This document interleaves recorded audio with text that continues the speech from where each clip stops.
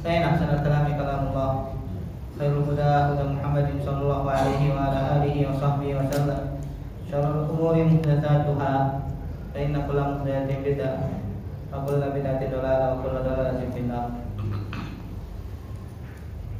Bapak sekalian jamaah salat subuh Masjid Al-Ihsan yang dirahmati Allah Subhanahu wa taala, alhamdulillah pada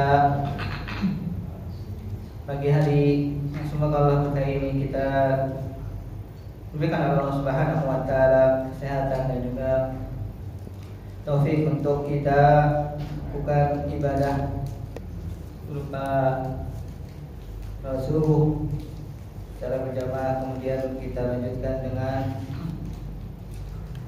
duduk di salah satu dari rumah Allah Subhanahu wa taala kita menuntut ilmu.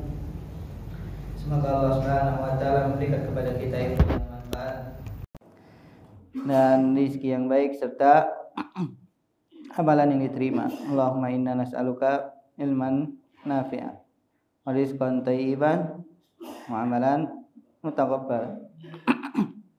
Tiga hal ini yang sangat sering diminta oleh baginda Nabi Muhammad SAW di pagi hari, karena tiga hal ini ketika seorang hamba diberikan oleh Allah Subhanahu wa taala pada hari tersebut, niscaya dia akan mendapatkan kebaikan yang banyak, ilmu yang bermanfaat, ilmu yang bisa membuat dia mendekatkan dirinya menuju surga Allah Subhanahu wa taala.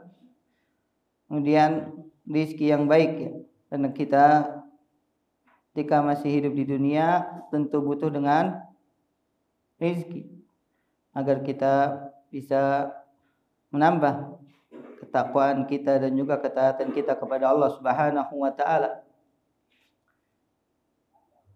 Dan yang kita minta adalah rezeki yang baik.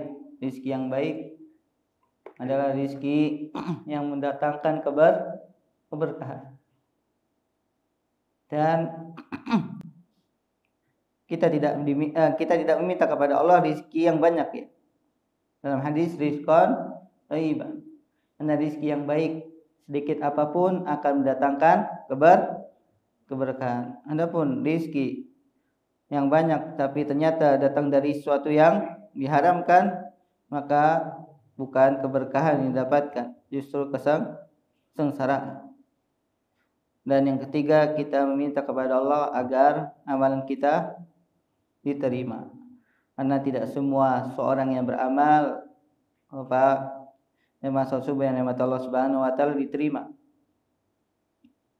Sebagaimana Allah Subhanahu wa taala firman, innama yataqabbalullahu minal muttaqin. Hanya Allah menerima hamba-hambanya yang bertakwa saja dari amalannya. Kata Abdullah bin Umar radhiyallahu taala anhuma, kalau seandainya aku mengetahui satu sujud saja diterima oleh Allah Subhanahu wa taala, tentu aku lebih sukai daripada dunia dan seisinya. Dan ini merupakan salah satu perkataan dari seorang sahabat yang mulia,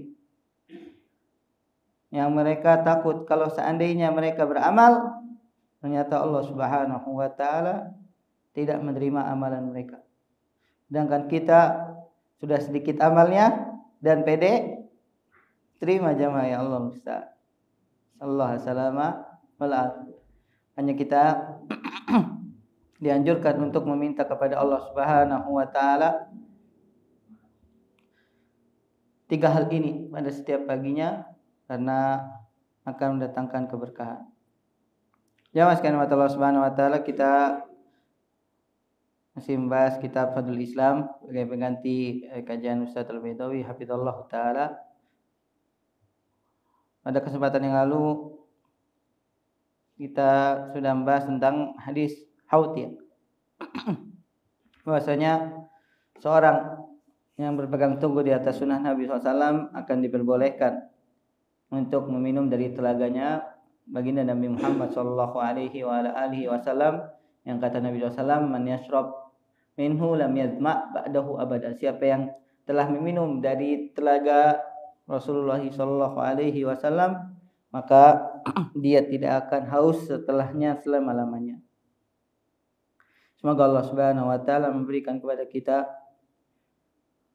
kesempatan untuk bisa minum dari telaga baginda Nabi Muhammad sallallahu alaihi wasallam. Kita masih dalam bab jamaah sekalian mata Allah Subhanahu wa taala, bab fa'akim wajhaka lid-din hanifa. Maka hadapkanlah wajahmu kepada agama secara lurus, ya. Yang memerintahkan kepada kita jamaah sekalian ayat ini untuk istiqamah di atas sunnah, untuk istiqamah di atas agama Islam yang murni, yang sesuai dengan fitrah yang dibawa oleh Rasulullah sallallahu alaihi wasallam. Dan di antara yang mengeluarkan atau yang membelokkan dari fitrah seorang adalah dia berbuat kesyirikan. Dan para ulama menyebutkan juga dari bab ini penulis ingin menjelaskan bahwasanya seorang yang melakukan kebid'ahan, yang menyimpang dari syariat, maka dia telah menyimpang juga dari fitrah jemaah. Dan hadis-hadis yang telah disebutkan oleh Syekh Muhammad bin Abdul Wahhab rahimahullah taala dalam kitab Fadlul Islam ini sangat jelas sekali menunjukkan bahwasanya seorang yang melakukan kebid'ahan itu telah keluar dari fitrahnya. Itu juga hadis yang akan kita baca pada kesempatan kali ini, wa fi sahihain an Abi Hurairah radhiyallahu taala anhu marfu'an ma min mauludin illa yuladu 'alal fitrah fa abawahu yuhawwidanihi aw yunassiranihi aw yumajjisanihi kama tuntajul bahimatu bahimatan jam'a hal tuhissuna fiha min jad'a hatta takunu antum tajda'unaha. Thumma qara'a Abu Hurairah radhiyallahu taala anhu fitratallahi allati fataran nasa 'alaiha, muttafaqun 'alaih. Syekh Muhammad Tamimi rahimahullahu taala membawakan hadis dari kitab Sahih Bukhari dan Muslim, dan rawinya adalah Abu Hurairah radhiyallahu taala anhu secara marfu, maksudnya ini berkata Nabi sallallahu alaihi wasallam, beliau sallallahu bersabda, tidaklah seseorang itu dilahirkan kecuali dilahirkan di atas fitrah. Para ulama berbeda pendapat tentang makna fitrah yang disebutkan dalam hadis ini. Sulaiman Al-Ruhaili hafizallahu taala menyebutkan sekitar 4 pendapat, ya. Dan yang lebih kuat Allah taala alam fitrah di sini adalah Islam. Makanya ketika kedua orang tuanya dalam keadaan muslim, tidak perlu lagi anak tersebut diperintahkan untuk bersyahadat. Tidak seperti orang-orang kafir, ya. Orang Kristen katanya harus dibaptis, dimandikan dulu jamaah di gereja. Karena pada asalnya mereka terlahir di atas fitrah, di atas Islam, tidak perlu syahadat lagi. Jika kedua orang tuanya beragama apa? Islam. Fa abawahu yuhawwidanihi, dan kalau seandainya terlahir dari kedua orang tua yang beragama Yahudi, maka merekalah berdua yang menyebabkan anak tersebut menyimpang dari fitrahnya, yaitu beragama Yahudi misalnya. Atau kalau kedua orang tuanya adalah seorang pemeluk Nasrani, agama Kristen, maka kedua orang tuanya lah yang membuat anak tersebut menyimpang dari fitrahnya hingga menjadi pemeluk agama Kristen. Au yumajjisani, atau kedua orang tuanya yang beragama Majusi hingga anaknya lah yang akhirnya dimasukkan ke agama Majusi. Agama Majusi ini agama yang menyembah api. Kemudian Nabi SAW memberikan permisalan, kama tuntajul bahimatan jam'a, sebagaimana kalian melihat seekor unta yang dalam keadaan sempurna ya. Apakah kalian melihat ketika dilahirkan itu jam'a? Jam'a artinya maktu'u al-udun, yang ada terbelah atau terpotong kupingnya.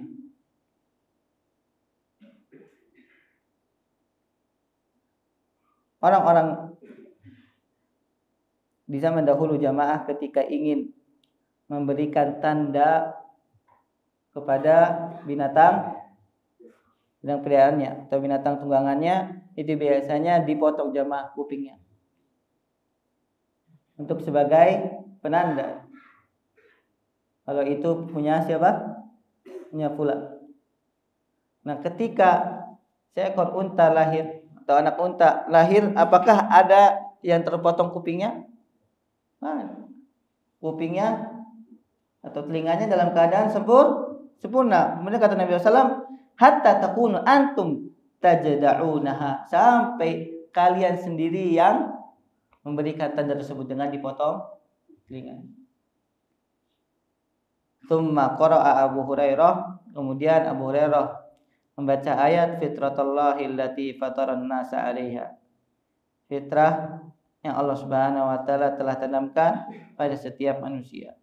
Sebagaimana kalian yang telah membuat kuping unta tersebut terpotong, begitu juga kedua orang tua yang akan merubah fitrahnya anak-anak yang telah dilahirkan mereka. Jamaah sekalian Allah Subhanahu wa taala, hadis ini menjadi penguat ya, bahwasanya agama Islam ini adalah agama yang sesuai dengan fitrah. Maka tidak ada satupun syariat kecuali sesuai dengan fitrah.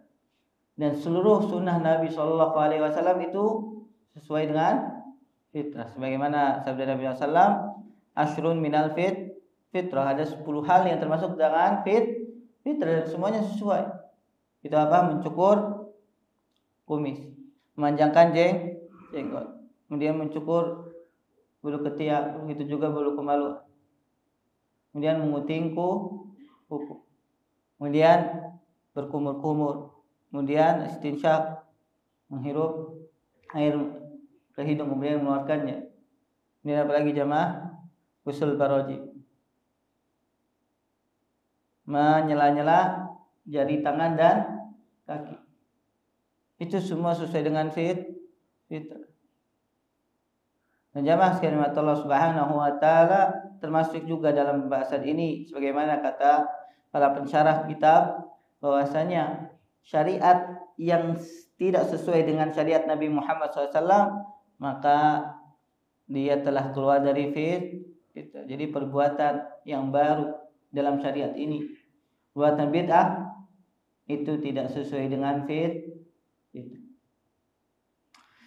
Dari hadis ini juga kita bisa mengambil pelajaran jamaah sekalian, dan ini pentingnya, utama bagi para orang tua, bahwasanya anak itu sangat mengikuti, sangat menyerupai apa yang dilakukan oleh orang tuanya, karena mereka pada asalnya masih dalam keadaan fitrah, masih dalam keadaan kosong, putih. Orang tuanya lah yang mewarnai. Maka ini menjadi perhatian bagi kita yang memiliki anak, bahwasanya orang tua sangat memiliki peran besar untuk memberikan warna di dalam kehidupan anak-anaknya. Dan siapa yang bertanggung jawab terhadap anak-anaknya, niscaya dia akan bersungguh-sungguh untuk terus istiqomah dan juga mengajak anak-anaknya istiqomah di atas agama yang mulia. Dan orang tua adalah peran yang sangat benar-benar berpengaruh, atau lingkungan yang sangat berpengaruh terhadap perkembangan seorang anak. Walaupun jamaah sekalian, ini bukan merupakan salah satu juga penyebab seorang anak menyimpang. Anak kita dapati anak dari Nabi Nuh alaihissalam ternyata ada yang menyimpang. Padahal orang tuanya seorang nabi. Namun ini hanya sebagian kecil saja. Karena pada asalnya kalau orang tuanya istiqomah, orang tuanya saleh, makanya anaknya juga akan berbuah baik. Bagaimana Allah Subhanahu wa taala sebutkan dalam surat Al-Kahfi ketika mengisahkan tentang pertemuan Nabi Musa dengan Nabi Khidir alaihi wassalam. Dalam ayat ketika Allah Subhanahu wa taala menyebutkan alasan kenapa Nabi Khidir tidak meminta upah. Wa kana abuhuma shalihan fa arada rabbuka ay yablugha ashuddahuma wa yastakhrija kanzahuma rahmatan min rabbik. Allah Subhanahu wa taala tahu bahwa kedua orang tua anak yatim ini adalah kedua orang tua yang saleh. Maka abuhuma shalihan. Fa arada rabbuka ay yakhrija ay yablugha ashuddahuma. Allah menginginkan agar anak yatim ini besar, kemudian mereka berdua akan bisa mengambil dari harta karun yang disembunyikan yaitu dibangunnya lagi bangunan yastakhrija kanzahuma rahmatan min rabbik, sebagai kasih sayang dari Allah Subhanahu wa taala kepada mereka berdua. Sebabnya kedua orang tuanya.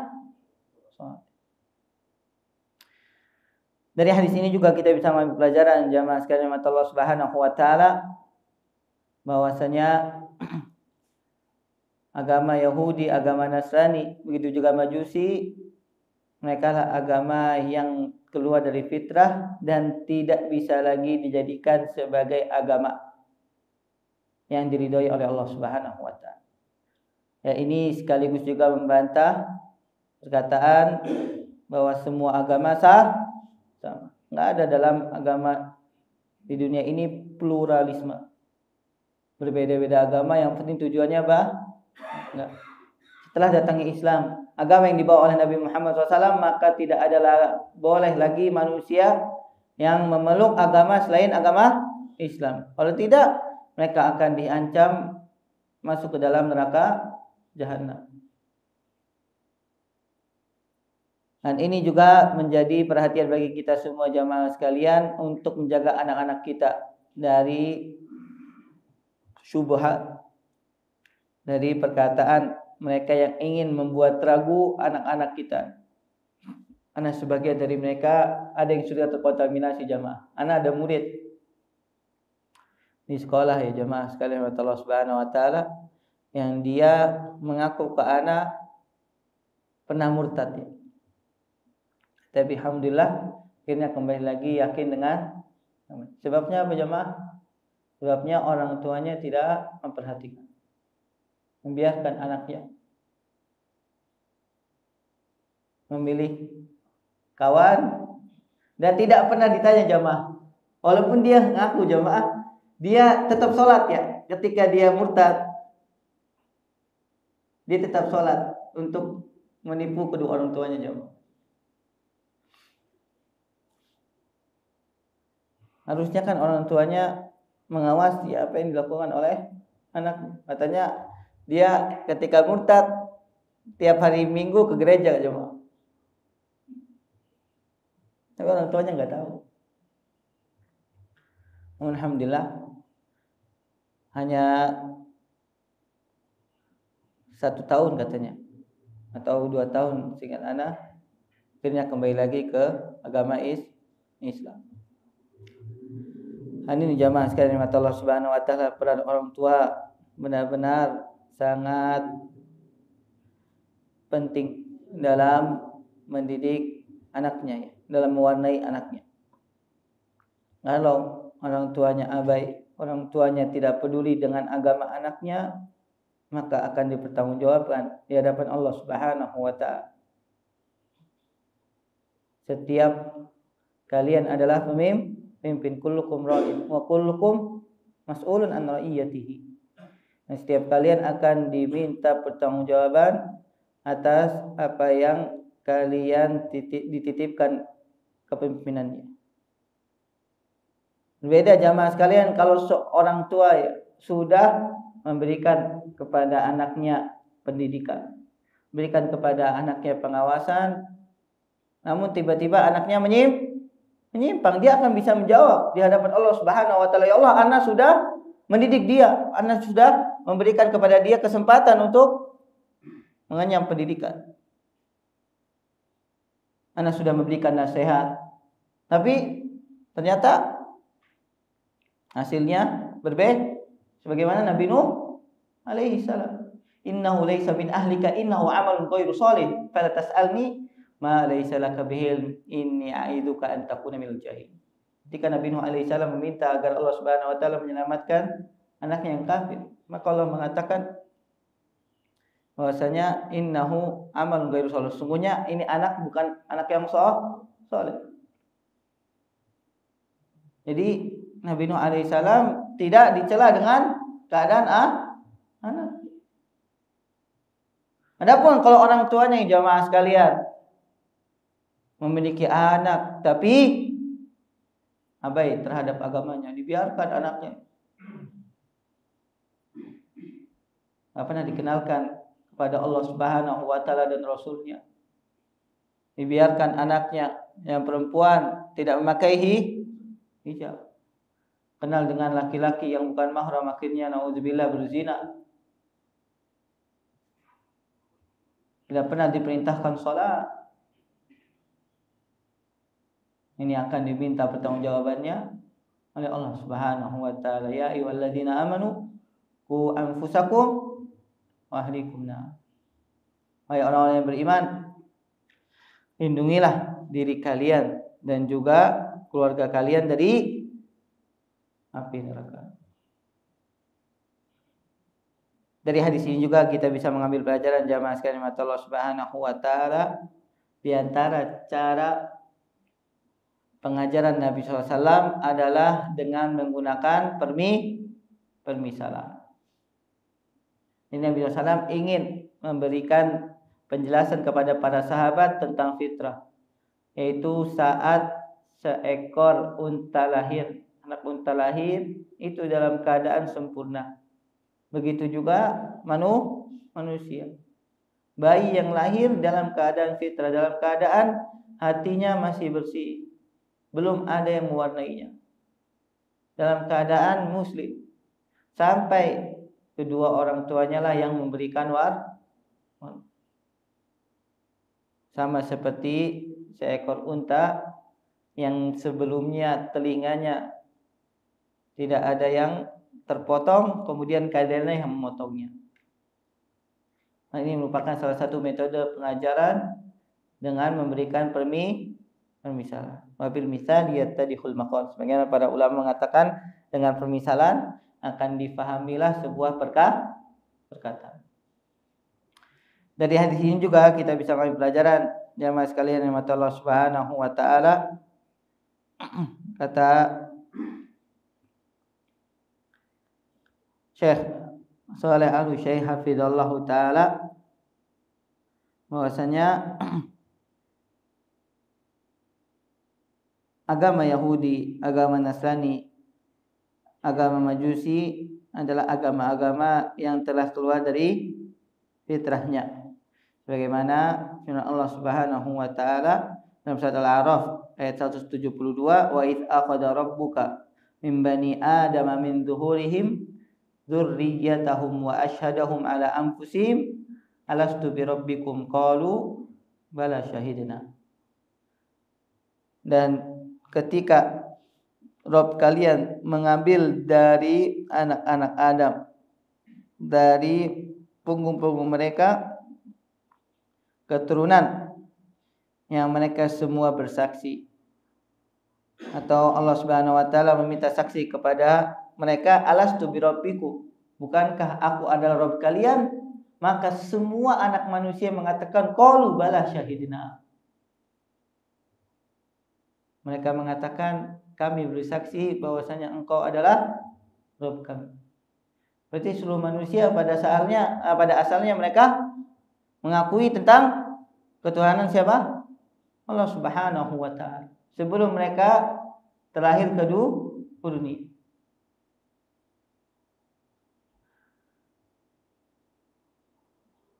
Kata beliau hafizallahu taala, "Ai ma'budukum wa illa fal mauludu yuladu la ilma lahu kama qala Allah azza wa jalla, Allahu akhrajakum min butuni ummahatikum la ta'lamuna syai'a." Yani Allah Subhanahu wa taala mereka saksikan sebagai sesembahan yang paling berhak. Yang menunjukkan jamaah sekalian, mereka sebenarnya sudah mengakui Allah Subhanahu wa taala adalah Rabb mereka yang patut mereka sembah, akan tapi orang tuanya lah yang merubah fitrah mereka. Taib, itu beberapa faedah yang kita bisa ambil dari hadis yang diriwayatkan oleh Imam Bukhari dan Muslim, yaitu tentang semua manusia pada asalnya dilahirkan dalam keadaan fitrah. Hadis yang selanjutnya, ini hadis yang agak panjang jamaah sekalian rahmatullah Subhanahu wa taala. Hadis Hudzaifah ya. Diriwayatkan oleh Imam Bukhari dan Muslim, dan ini hadis yang patut kita renungkan jamaah. Wa an Hudzaifah radhiyallahu anhu qala kana an-nabiy sallallahu alaihi kana an-nasu yas'aluna Rasulullah sallallahu alaihi wasallam 'anil khair wa kuntu as'aluhu 'anil syarr makhafata an yudrikani.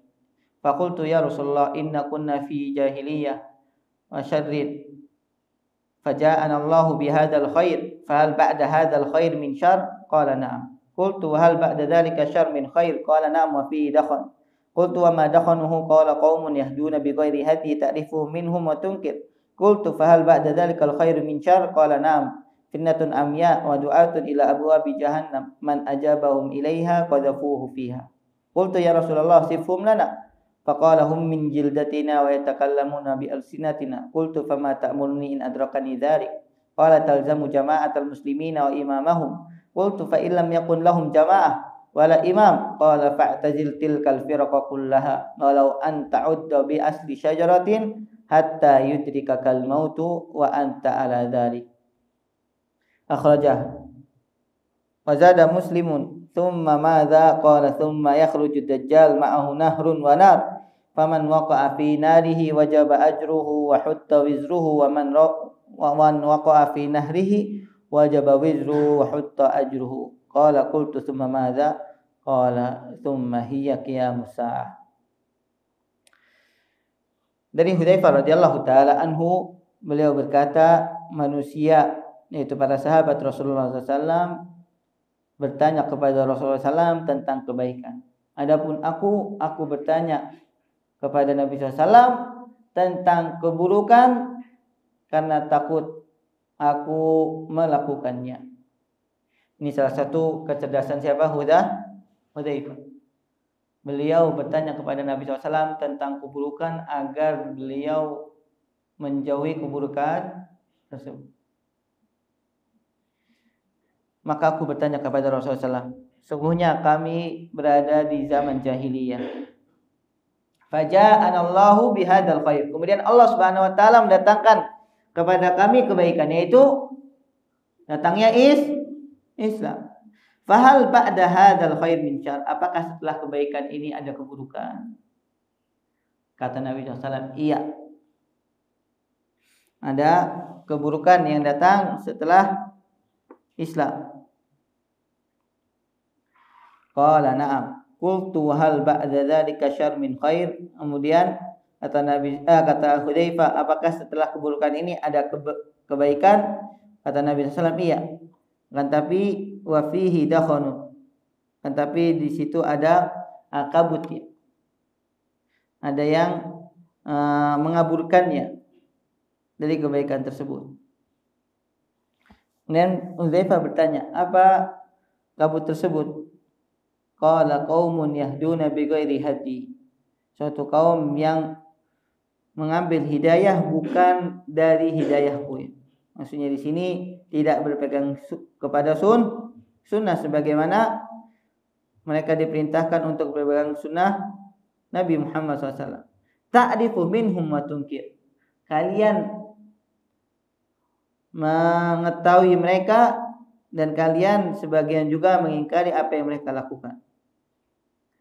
Kata Syekh Masyhur Hasan Salman hafizallahu taala, hadis ini menjadi salah satu dalil bahwasanya pemahaman para sahabat menjadi hakim dalam menentukan kebenaran dan kebaikan. Karena Nabi SAW mengatakan khitabnya ta'rifu minhum wa tunkir. Kalian mengetahui kebenaran apa yang mereka lakukan dan juga kalian mengingkari apa yang mereka lakukan. Berarti ketika terjadi fitnah, kata Syekh Masyhur, yang menjadi hakim, yang menjadi penentu mana yang harus dipilih, mana yang sesuai dengan kebaikan dan keburukan atau keburukan adalah permohonan siapa? Para sahabat Rasulullah. Karena Nabi SAW mengatakan ta'rif, engkau atau kalian yang mengetahui mana yang baik, wa tunkir, dan kalian mengetahui mana yang buruk. Qultu, maka aku bertanya, ya Rasulullah, apakah setelah kebaikan tersebut ada keburukan lagi? Qala na'am. Iya. Dan ini yang berbahaya jemaah. Fitnatun amya. Fitnah yang membuat seseorang menjadi apa amya? Menjadi buta. Maksudnya di sini bukan buta menjadi tidak bisa melihat beneran jemaah. Tapi maksudnya fitnah ketika datang seseorang tidak bisa membedakan mana yang benar, mana yang salah. Karena sudah terlalu besar fitnah yang datang. Dan ini yang sangat berbahaya jemaah. Seorang tidak bisa lagi mengetahui mana hidayah, mana mana sunnah, mana bid. Alhamdulillah sekarang masih ada kajian, masih ada majelis ilmu yang mampu membedakan mana yang sunnah, mana yang. Tapi nanti akan datang fitnah jamaah yang membuat orang-orang menjadi buta. Kemudian juga kata Nabi SAW tidak hanya itu. Du'atun ila abwabi jahannam, dan dai-dai yang mengajak kepada pintu jahannam. Jadi dia dai jamaah. Kalau sekarang gelarnya kiai atau ustaz. Tapi bukan mengajak menuju pintu surga. Yang mengatakan bukan anak. Yang mengatakan Nabi SAW. Nah, hadis yang sahih diriwayatkan oleh Bukhari dan Muslim. Berarti mereka tampilannya gayanya seorang dai.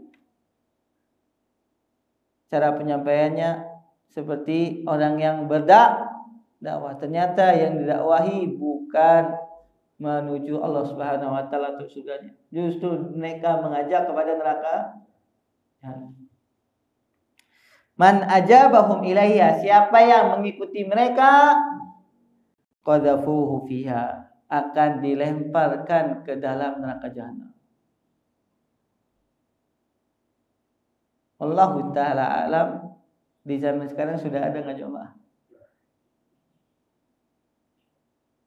Dai-dai, pendakwa-pendakwa, ustaz-ustaz yang pakaiannya mengajak kepada surga. Ternyata justru malah mengantarkan para mad'unya, orang-orang yang dakwahi menuju neraka jahanam. Qultu ya Rasulullah, aku bertanya, wahai Rasulullah, sifhum lana, coba sifati kami bagaimana mereka. Faqala hum min jildatina, mereka berasal dari kulit-kulit kalian. Maksudnya sama seperti kalian. Wa yatakallamuna bi alsinatina, dan berbicara sebagaimana berbicaranya kalian. Karena ini khitabnya Nabi SAW kepada para sahabat. Maka Syekh Saleh Al-Utsaimin hafizallahu taala maksudnya orang ini berbahasa Arab ya.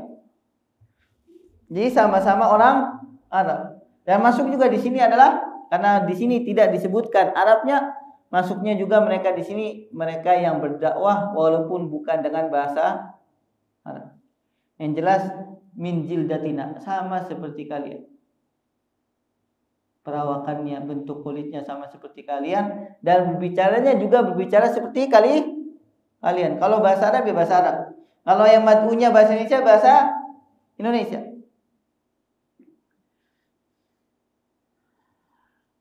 Qultu fama ta'muruni. Dan ini juga kecerdasan siapa? Hudzaifah. Apa yang engkau perintahkan kepadaku ya Rasulullah kalau seandainya aku bertemu dengan zaman tersebut? Pertanyaan ini jamaah, apakah Hudzaifah radhiyallahu taala anhu bertemu dengan zaman tersebut? Karena Hudzaifah radhiyallahu taala anhu wafat, para sahabat Rasulullah SAW masih ada yang hidup. Dan tidak ada satupun dari para sahabat yang berdakwah menuju neraka jahanam, karena mereka semua dalam keadaan adil dan telah dijanjikan secara umum menjadi penghuni surga, dan enggak mungkin jemaah para sahabat mengajak kepada neraka jahanam. Berarti ini terjadi setelah zamannya siapa? Hudzaifah. Tapi Hudzaifah radhiyallahu taala anhu memberikan kepada kita sebuah jalan dengan bertanya kepada Nabi SAW kalau seandainya kita bertemu dengan zaman tersebut. Walaupun kata Syekh Masyhur sebenarnya tidak boleh menjadikan hadis kemudian dicocokkan dengan zaman sekarang. Namun di antaranya telah terjadi di zaman sekarang. Maka bagaimana solusinya? Kata Nabi SAW, talzamu jama'atal muslimin. Engkau tetap kokoh, tetap teguh bersama jamaah kaum muslimin. Wa imamihim. Wa imamah. Dan juga pemimpin mereka. Ini merupakan isyarat dari Nabi SAW. Wajib bagi kita tetap taat dan patuh kepada siapa? Pemimpin. Dan kata Syekh Masyhur, Nabi SAW tidak menyebutkan di sini sifat pemimpin. Ada enggak di sini? Wa imamihim as-salihin. Nabi SAW tidak menyebutkan sifat pemimpin. Yang namanya pemimpin sudah, disitulah kita harus tetap apa? Berbaiat, mendengar dan taat. Mau bentuk apapun pemimpin, selama masih muslim. Karena Nabi SAW mengatakan talzamu jama'atal muslimin wa imamin. Berarti pemimpinnya kaum muslimin pasti seorang muslim bagaimanapun keadaan. Mau dia seorang yang soleh ataupun fasik. Mau dia seorang yang adil ataupun zalim jemaah. Yang memberikan solusi siapa? Rasulullah SAW. Dan Nabi tidak membedakan sifat pemimpin yang wajib ditaati saat terjadi atau saat menghadapi keadaan tersebut. Fitnah yang membuat buta seseorang dari melihat kebaikan atau melihat kebenaran atau melihat petunjuk, begitu juga tersebarnya para dai yang mengajak kepada neraka. Nabi SAW memerintahkan kepada kita untuk tetap taat dan patuh kepada pemimpin. Paham di sini jemaah? Nah, ini menjadi salah satu dalil juga jemaah sekalian Allah Subhanahu wa taala. Kata Syekh Masyhur bahwasanya wajib bagi seorang muslim untuk mentaati dan mendengar pemimpin kaum muslimin dalam keadaan pemimpin tersebut seorang yang adil ataupun tidak. Karena Nabi SAW di sini tidak mensifati pemimpin yang wajib ditaati. Selama dia dikatakan pemimpin, bagaimanapun keadaannya maka harus taati. Paham di sini jemaah? Ini menjadi dalil yang sangat kuat sekali wajibnya di akhir zaman kaum muslimin tetap membaiat, tetap dengar dan taat kepada pemimpin mereka. Kemudian Hudzaifah bertanya lagi, ya Rasulullah, fa illam yakun lahum jamaah wala imam. Rasulullah, kalau seandainya ternyata ada sebagian dari kita akhirnya tidak memiliki pemimpin dan juga komunitas muslim, akhirnya mereka cuma sendiri atau beberapa keluarga saja. Apa yang dikatakan oleh Nabi SAW? Fa'tazil tilkal firqa kullaha.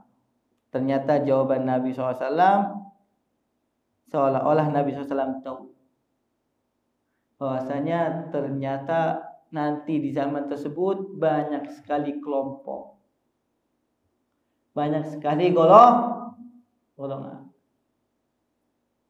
Kemudian Nabi SAW memerintahkan untuk apa jamaah? Untuk berlepas diri, tinggalkan seluruh kelompok. Kalau bahasa zaman sekarang, tinggalkan semua atribut jamaah. Mau organisasi fulan, organisasi alam jamaah. Nabi SAW memerintahkan semua untuk ditinggalkan.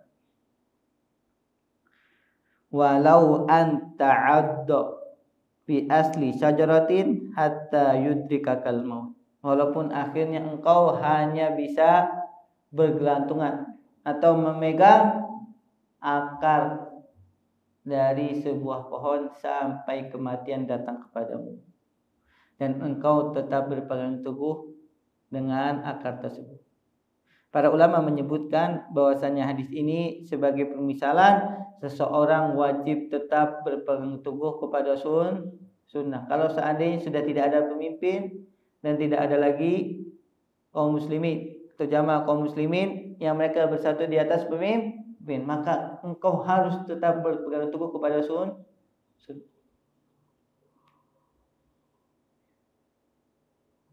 Wazada Muslimun, dan ini sebagai tambahan penjelasannya. Tsumma madza? Kemudian apa yang terjadi setelah itu ya Rasulullah? Kata Nabi SAW, tsumma yakhrujud dajjal. Setelah keadaan tersebut baru keluar dajjal. Berarti jamaah, keadaan yang tadi disebutkan itu mendekati akhir zaman, mendekati keluarnya Dajjal, karena semakin rusak manusia, semakin fitnah benar-benar bergelong. Dan disitulah ujiannya seseorang. Mau gak dia berpegang teguh kepada sunnah Nabi SAW? Mau gak dia terus istiqomah di atas sunnah Nabi SAW? Karena saat itu benar-benar fitnah sangat besar yang akan menggoncang agama seseorang. Kemudian keluar Dajjal, dan Nabi SAW memberikan solusi ya.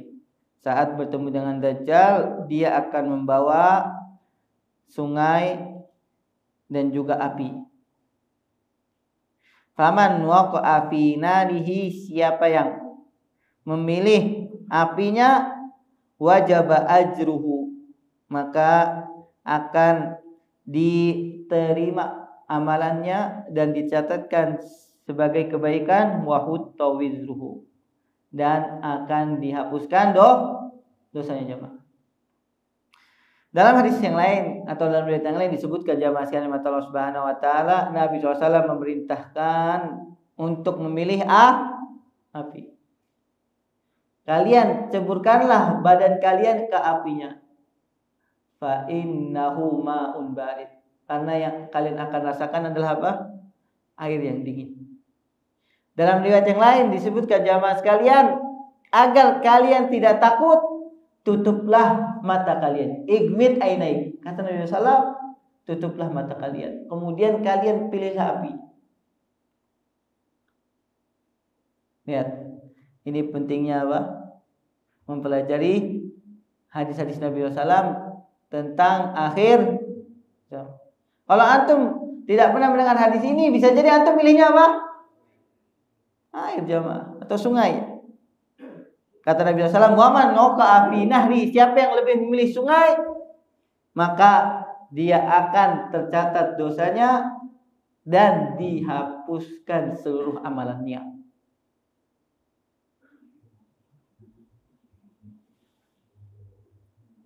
Kemudian aku bertanya lagi kepada Nabi SAW, "Tsumma madza?" Kemudian apa setelah itu? Kata Nabi SAW, "Tsumma hiya qiyamus saah." Setelahnya adalah terjadinya hari kiamat.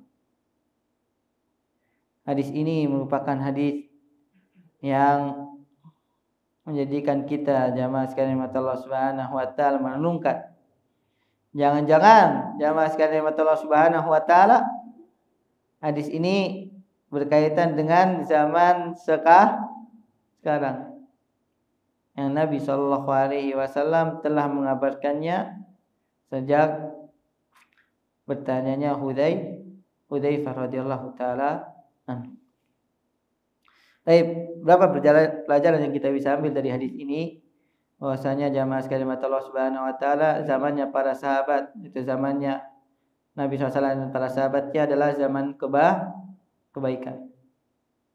Adapun zaman keburukan setelah zaman para sahabat Rasulullah, para ulama berbeda pendapat. Ada yang mengatakan bahwasanya keburukan yang disebutkan oleh Nabi SAW ini terjadi saat peperangan di akhir khilafah atau khulafaur rasyidin, zamannya Ali bin Abi Thalib. Itu terjadinya peperangan antara Ali dan Muawiyah radhiyallahu taala anhuma, begitu juga Ali dengan Aisyah radhiyallahu taala anha. Itu perang Siffin dan perang Jamal. Dan ada ulama yang mengatakan itu terjadi, itu keburukan terjadi setelah zamannya Khulafaur Rasyidin, yaitu di khilafah Bani Umayyah.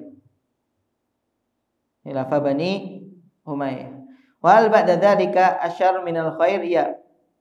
Ketika Nabi SAW ketika Hudzaifah bertanya apakah setelah keburukan ada kebaikan, kata Nabi SAW, ada kebaikannya, akan tapi di situ ada apa? Kabut, ya. Yaitu mereka yang tidak mengambil hidayah, tidak berpegang kepada sunnah atau petunjukku yang kalian mengetahuinya dan kalian mengingkarinya. Para ulama menyebutkan kebaikan di sini adalah zamannya siapa? Umar bin Abdul Aziz. Yang saat 2 tahun jamaah itu kaum muslimin kembali Allah Subhanahu wa taala berikan kemakmurannya. Yang disebutkan oleh para ulama, saat 2 tahun kepemimpinan Umar bin Abdul Aziz, kaum muslimin dalam keadaan kaya. Hingga emas diletakkan di jalan jamaah, nggak ada yang mau ambil. Sebutkan dalam riwayat bahwasanya di zaman Umar bin Abdul Aziz itu emas diletakkan di tengah jalan jamaah, nggak ada yang mau ambil. Kenapa? Karena udah kaya semuanya, nggak butuh emas. Bahkan disebutkan dalam riwayat jamaah, orang-orang Badui itu kaget, ya. Sejak zamannya Umar bin Abdul Aziz itu domba-domba nggak ada yang dimakan serigala. Jadi domba-domba nggak ada yang dimakan serigala. Domba-domba yang digembalakan, ya. Itu nggak ada sama sekali serigala yang mau makan. Kemudian saat Umar bin Abdul Aziz meninggal jamaah, orang-orang Badui tahu, ya. Taunya gimana? Serigala kembali menerkam domba-domba mereka. Jadi kebaikannya benar-benar mencakup sampai binatang ternak. Itu sebagian ulama yang mengatakan kebaikan setelah keburukan itu zamannya siapa? Umar bin Abdul Aziz. Kemudian kata Nabi SAW, setelah kebaikan tadi ada keburukan, yaitu keburukan yang membuat seseorang menjadi buta. Ini yang sangat benar-benar yang harus kita waspadai jamaah. Saat fitnah itu benar-benar datang, maka orang akan sulit mana membedakan yang benar mana yang salah. Hingga dai atau ustadz yang dikiranya mengajak kepada surga ternyata menjerumuskan ke dalam neraka. Nah, disinilah akan terlihat mana yang istiqomah, mana yang mampu memilah yang baik dan yang benar hingga tidak terkontaminasi atau tertipu dengan ujaran siapa? Dai tersebut. Kalau di zaman sekarang yang menjadi parameter kebaikan apa jamaah? Ustadz yang viral, benar gak? Semakin viral maka insya Allah baunya kesur. Apalagi yang bawa-bawa apa jamaah? Yang bawa-bawa keturunan Nabi Muhammad SAW. Hingga di antara mereka ada yang mengatakan ada di antara keturunan Nabi SAW yang jadi bendaharanya Allah Subhanahu Wa Taala. Kalau kalian tidak meminta kepadanya, kalian tidak akan mendapatkan rezeki. Nasallahu alaihi. Lagi ada yang menjadi pedok ya jamaah sekalian, Allah Subhanahu Wa Taala menjual air yang sudah katanya diberikan jambi-jambi sama doa. Maka jamaah sekalian Allah Subhanahu Wa Taala jangan tertipu. Karena bentuk dan juga ucapan bisa menyihir seseorang. Bisa membuat seseorang tertipu.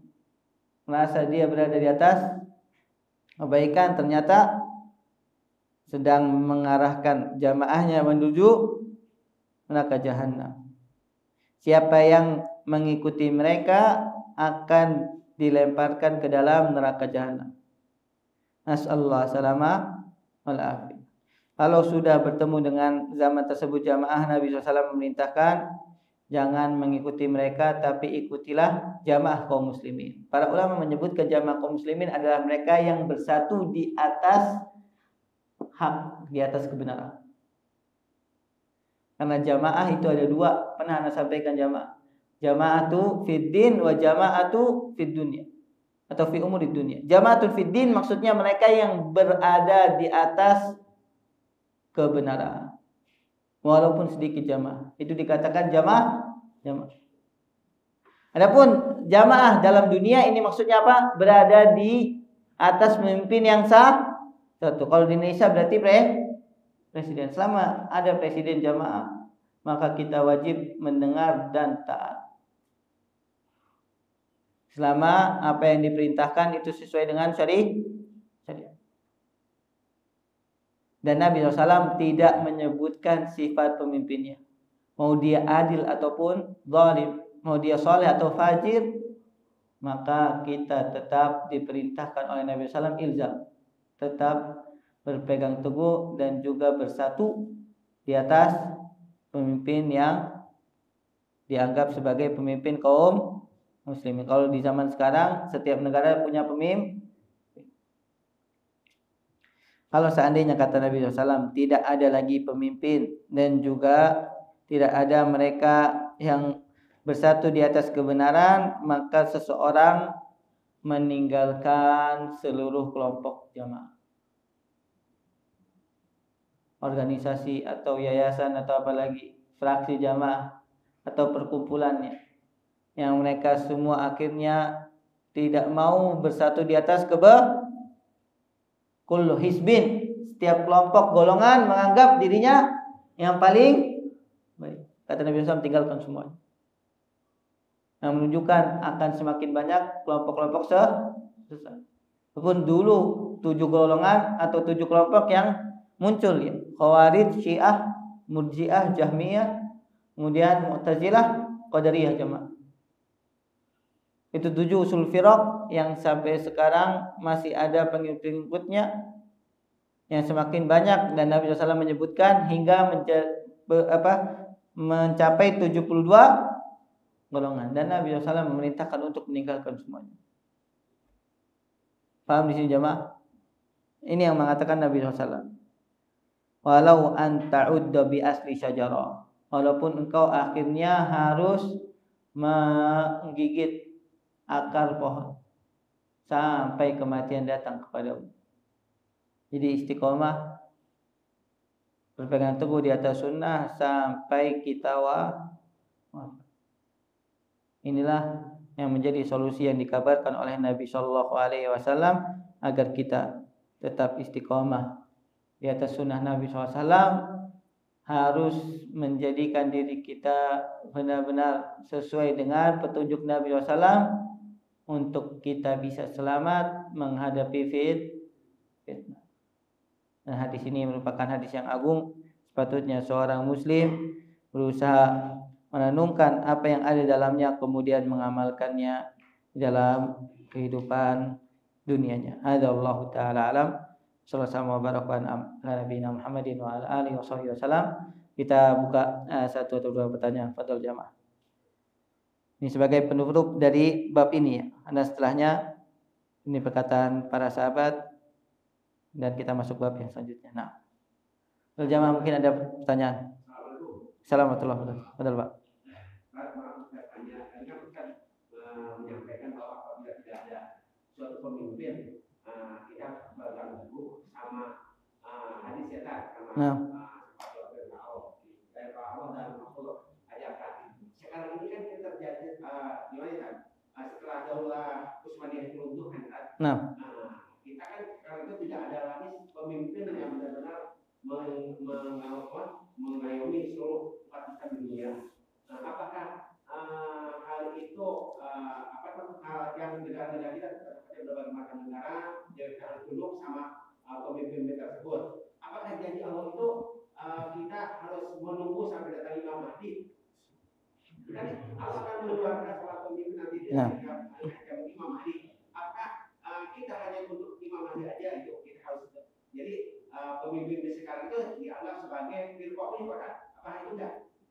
Nah, tanya yang bagus jamaah sekalian, jazakallahu khair, Pak.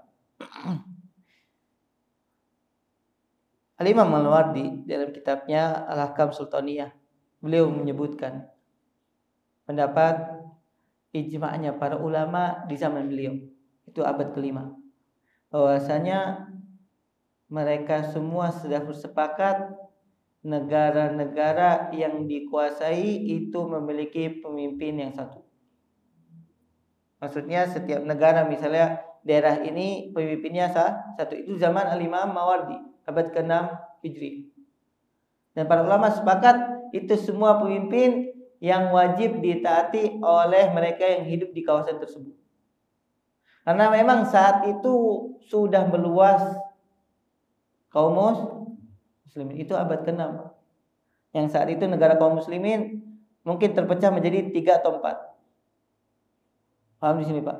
Dan para ulama sudah sepakat setiap kawasan yang dipimpinnya itu dianggap satu pemimpin. Jadi bukan lagi harus ada khalifah yang mengumpulkan seluruh negara kaum muslimin. Paham di sini?